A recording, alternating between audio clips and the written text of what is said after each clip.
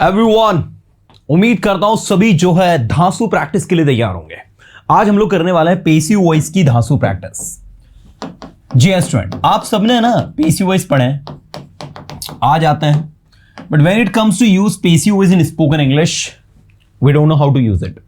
देखो, passive voice का एक सिंपल सा कॉन्सेप्ट है भाई, आप कुछ कॉन्सेप्ट क्लियर करें। कॉन्सेप्ट क्लियर करने से मेरा आशय है जब कोई काम किया जाता है, जब कोई काम किया गया, जब कोई काम किया जाएगा। तीन सिचुएशन है आपके साथ, present simple, past simple, future simple. Continuous tense, जब कोई काम किया जा रहा है, जब कोई काम किया जा रहा था और जब कोई काम किया जा रहा होगा नहीं बनता है, ठीक है। परफेक्ट टेंस, जब कोई काम किया जा चुका है, जब कोई काम किया जा चुका था और जब कोई काम किया जा चुका होगा। अब मैं आपसे रैंडम सेंटेंस पूछता हूं, आप खुद उसे इंग्लिश में बनाना। मैंने कहा इस कमरे को साफ किया जाता है रोज। किसे साफ किया जाता है? इस कमरे को। तो दिस रूम इज क्लीन्ड। रोज मतलब क्या हो गया? रेगुलरली या डेली, जो भी आप लिखना चाहो। This room is cleaned regularly, this room is clean daily. Next, कल इस कमरे को साफ किया गया। दिस रूम किया गया, जब भी कोई काम किया जाता था, किया गया। This room was cleaned yesterday. You can see we are talking about simple past tense. And remember one thing, in passive voice we don't have to give any priority to object, any priority to subject. Now you can see in these two sentences we are not using any subject. You can see we have start the sentence from object. दोनों sentence में हमने object से start किया। Even subject is not written over here. देख सकते हैं आप, this room is clean. कौन क्लीन कर रहा है पता ही नहीं है। रूम को क्लीन किया जाता है रोज, रूम को कल क्लीन किया गया, इस रूम को कल क्लीन किया जाएगा। दिस रूम विल बी, देखो किया जाएगा विल बी, किया गया वॉज, किया जाता है इज। यही तो इंग्लिश है यार, यही तो पेसिव वॉइस है। जब भी कोई काम किया जाता है, इज एमआर के बाद V3 लगाओ।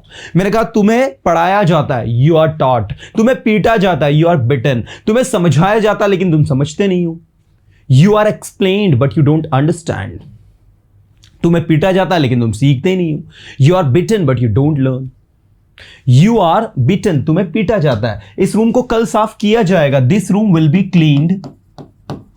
अब कल कौन सा? आने वाला कल, तो टुमारो।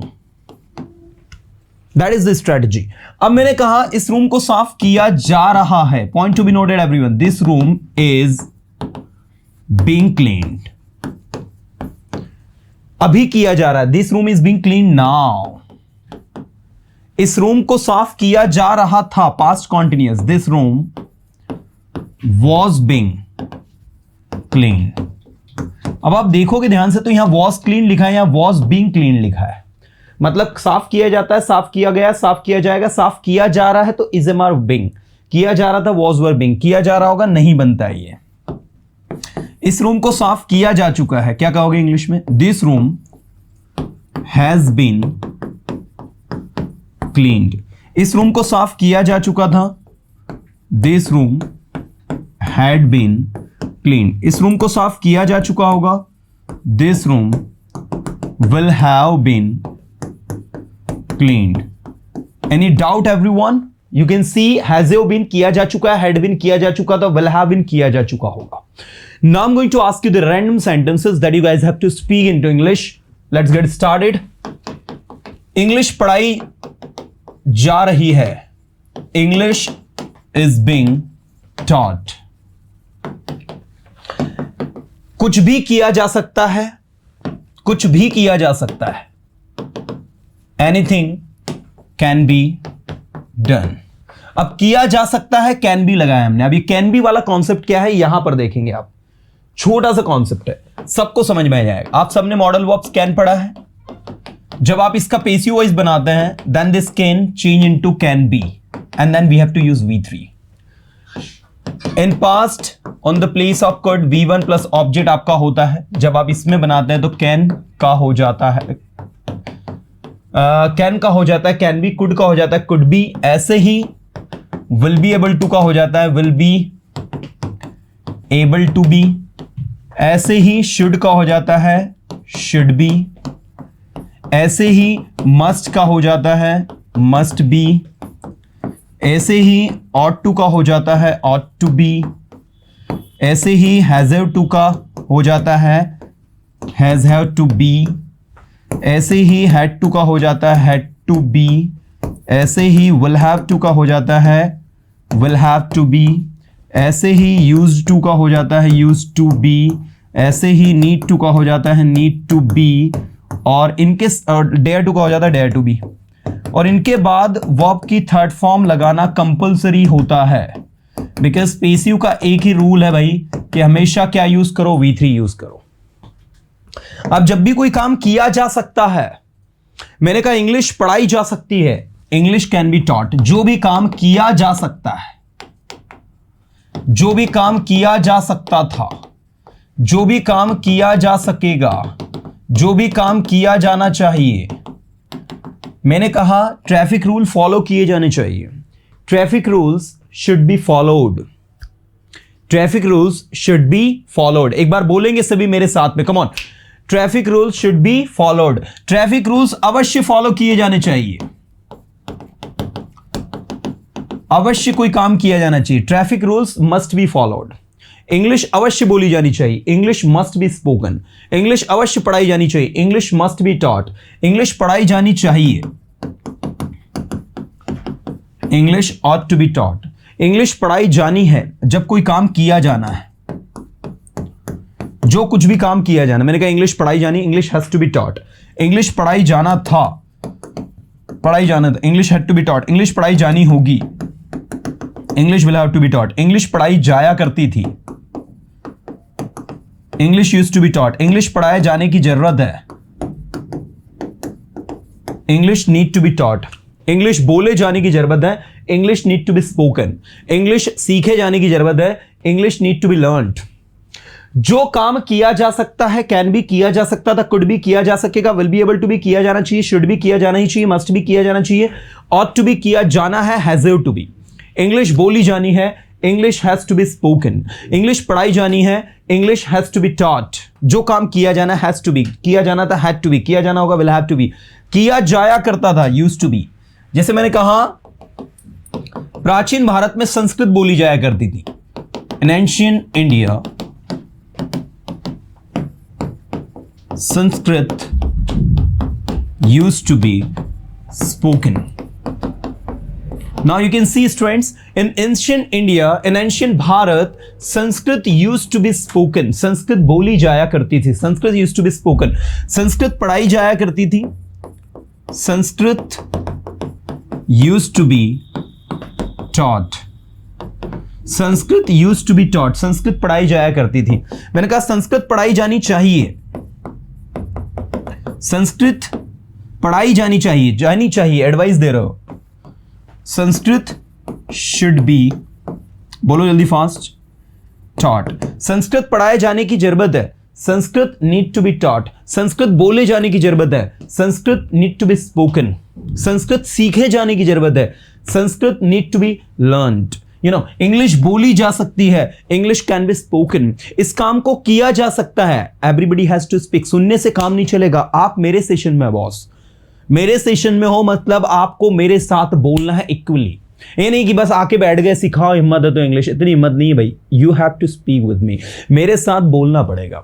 मैंने कहा संस्कृत बोली जा सकती है, संस्कृत कैन बी स्पोकन, इस काम को किया जा सकता है, this work can be done. चलो बोलो, this work can be done, चलो बोलो जल्दी fast, this work can be done, इस काम को किया जा सकता था, this work could be done, इस काम को किया जा सकेगा, this work will be able to be done, इस काम को किया जाना चाहिए, this work should be done, इस काम को किया जाना ही चाहिए, this work must be done, इस काम को किया जाना चाहिए, this work ought to be done, इस काम को किया जाना है, this work has to be done, this work has to be done, इस काम को किया जाना था, this work had to be done, इस काम को किया जाना होगा, this work will have to be done, इस काम को किया जाया करता था, this work used to be done, इस काम को किए जाने की जरूरत है, this work need to be done, this work need to be done, और इस काम को किए जाने की हिम्मत है, this work dare to be done. That is the spirit यार। कहीं से भी रैंडम सेंटेंस पूछूं मैं, चाहे ये पूछूं मैं, चाहे वो पूछूं, मेरी मर्जी, आपको बोलना है बस। मैंने कहा सब कुछ किया जा सकता है, कम ऑन, सब कुछ किया जा सकता है, सब कुछ को क्या कहते हैं? Everything can be done. सब कुछ बोला जा सकता है, चलो बोलो, एवरीथिंग कैन बी स्पोकन। सब कुछ बोला जाना चाहिए, एवरीथिंग शुड बी स्पोकन। समय को बचाया जाना चाहिए, टाइम शुड बी, बोलो, टाइम शुड बी सेव्ड। पानी बचाया जाना चाहिए, वाटर शुड बी सेव्ड। पानी को बचाए जाने की जरूरत है, water need to be saved. समय को बचाए जाने की जरूरत है, time need to be saved, time need to be saved. English बोले जाने की जरूरत है, बोलो, English need to be spoken. Mobile repair किया जा चुका है, द सेल फोन, कोई काम किया जा चुका है, the cell phone, present perfect tense, has been repaired. चलो बोलो जल्दी फटाफट फास्ट, the cell phone has been repaired. Sentences बनाए जा चुके हैं, sentences have been made. Sentences बोले जा चुके हैं, come on, sentences have been spoken. Sentences बोले जा चुके हैं, sentences have been spoken. Sentences पढ़ाए जा चुके हैं, sentences have been taught. Sentences लिखे जा चुके हैं, sentences have been written. That is the way to speak. Sentences लिखे जा चुके हैं, sentences have been written. Sentences लिखे जाने चाहिए, सेंटेंसेस लिखे जाने चाहिए, sentences should be written. Sentences बोले जाने चाहिए, sentences should be spoken. That is the way to practise यार। बोलो तो सही, मजा आना तो चाहिए सही। चलो एक बार पूरी तरह से अटेंटिव होकर अपना 100% देंगे सभी। ऐसा बोलेंगे, ऐसा बोलेंगे, ऐसा बोलेंगे कि लोग देखते रह जाए। चलो करते हैं कुछ नया, आ जाओ आ जाओ आ जाओ आ जाओ, रेडी। एक काम करते हैं, कुछ तूफानी करते हैं। एक सेंटेंस को पूरे 12 पहले बोलते हैं, एनी सेंटेंस। मैंने कहा गरीबों की मदद की जा सकती है, the poor can be helped. Come on, the poor can be helped. The poor का मतलब होता है गरीब। द पुअर यहां पर सिंगुलर नहीं है, प्लूरल है। द पुअर, एस मत लगाना, the poor can be helped. गरीबों की मदद की जा सकती, the poor can be helped. गरीबों की मदद की जा सकती थी, the poor could be helped. गरीबों की मदद की जा सकेगी, की जा सकेगी। The poor will be able to be helped. गरीबों की मदद की जानी चाहिए, the poor should be helped. The poor should be helped. अब मान लीजिए अगर आपने है ना ऐसा कर दिया बाय मिस्टेक, तो poor should help, और दूसरा आपने लिखा the poor should be helped। बताया दोनों में क्या डिफरेंस है? दोनों में बहुत बड़ा डिफरेंस है। The poor should be helped का मतलब है गरीबों की मदद की जानी चाहिए, और द पुअर शुड हेल्प मतलब गरीबों को मदद करना चाहिए। The poor should help us, ये लो, गरीबों को हमारी मदद करनी चाहिए। And the poor should be helped by us मतलब गरीबों की मदद की जानी चाहिए हमारे द्वारा। दोनों सेंटेंस को अगर आप ध्यान से देखें तो दोनों सेंटेंस जो है द पुअर से स्टार्ट हो रहे हैं, लेकिन अर्थ का अनर्थ क्रिएट कर रहे हैं, है ना। ऊपर वाले का मतलब निकल रहा है the poor should help us, गरीब लोगों को हमारी मदद करनी चाहिए, और नीचे का निकल रहा है the poor should be helped by us, मतलब the poor should be helped by us मतलब गरीब लोग जो है उनकी मदद की जानी चाहिए हमारे द्वारा, you know. So that is the difference. आप बैलेंस करना सीखे एक्टिव वॉइस और पैसिव वॉइस में क्या डिफरेंस है। मैंने कहा राम को पीटा जा रहा है, ध्यान देना, राम को पीटा जा रहा है, तो राम इज बीइंग बिटन। कोई लड़का है जिसका नाम राम है और उसकी पिटाई हो रही है, तो आप बोल रहे हो Ram is being beaten, Ram is being beaten. और अगर मैंने लिखा राम इज बिटिंग यू, ये लो, राम इज बिटिंग मतलब राम पीट रहा है, Ram is being beaten Ram को पीटा जा रहा है। तो आप देख सकते हैं ये हो गया पैसिव वॉइस, ये हो गया एक्टिव वॉइस, है ना। Ram is being beaten, Ram को पीटा जा रहा है, यहां पर राम को पीटा जा रहा है इसलिए बीइंग बिटन पैसिव में है। और राम इज बीटिंग, राम यहां सब्जेक्ट है जो एक्शन को कर रहा है ना। ओके चलो, मैंने कहा इस प्रोजेक्ट को कल सबमिट किया जाएगा।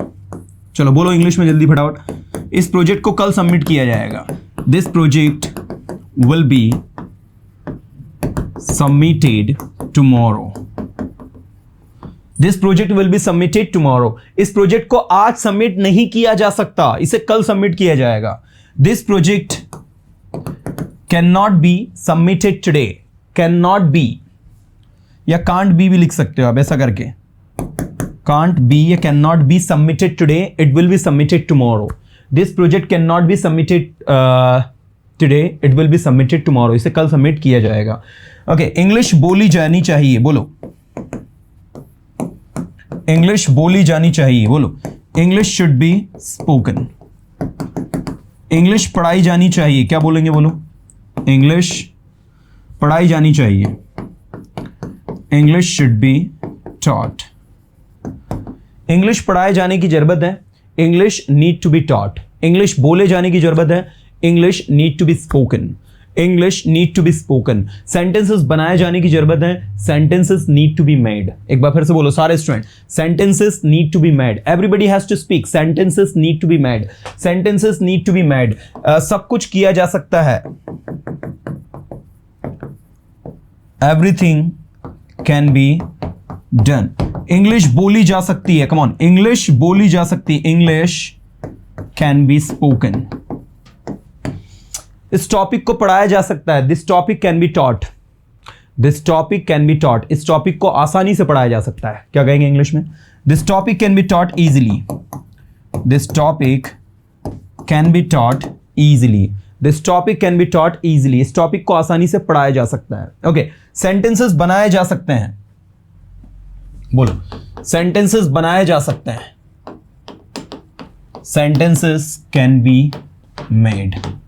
लकड़ियां काटी जा रही थी, द वुड काटी जा रही थी, वॉज बीइंग कट। चूंकि लकड़ियां अनकाउंटेबल नाउन है इसलिए the wood was being cut. Sentences बोले जा रहे थे, सेंटेंसेस वर बीइंग स्पोकन। ज्यादा से ज्यादा इंग्लिश बोली जानी चाहिए, इंग्लिश शुड बी स्पोकन। ज्यादा से ज्यादा को इंग्लिश में कहेंगे more and more. English should be spoken more and more. किसी भी काम को समय पर किया जाना चाहिए, किसी भी काम को मतलब any work, any work should be done on time. Rapist को फांसी अवश्य दी जानी चाहिए, rapist must be hanged. Rapist must be hanged. Okay, criminals को अरेस्ट किया जाना चाहिए, क्रिमिनल्स किया जाना ही चाहिए, मस्ट बी